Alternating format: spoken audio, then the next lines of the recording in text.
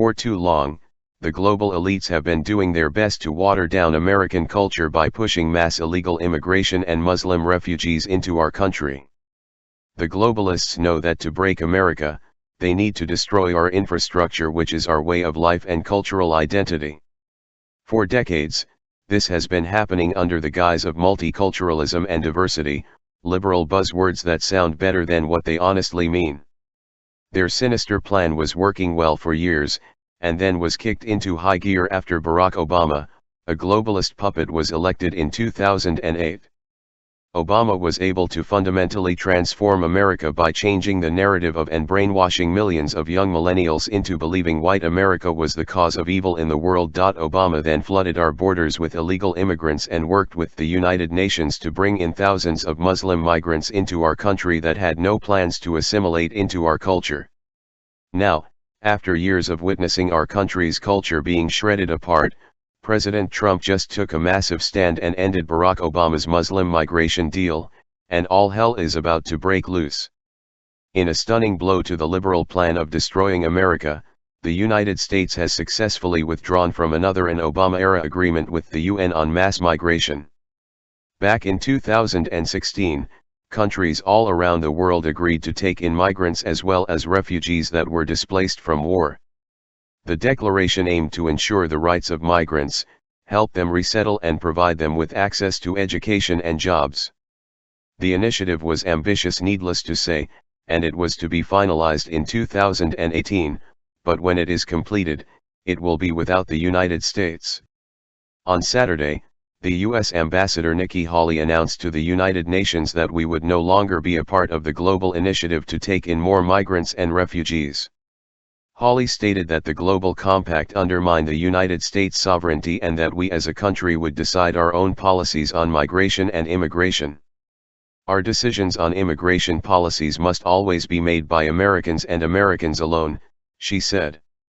We will decide how best to control our borders and who will be allowed to enter our country. Here is more from Money Control. The U.S. today said it has pulled out of Global Compact on migration, arguing that the Obama-era negotiated UN deal contains numerous provisions that are inconsistent with its immigration and refugee policies and the Trump administration's immigration principles.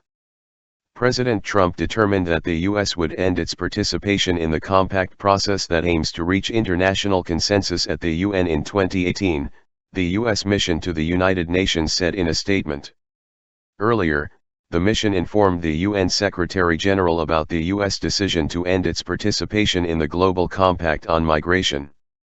U.S. participation in the compact process began in 2016, following the Obama administration's decision to join the UN's New York Declaration on Migration.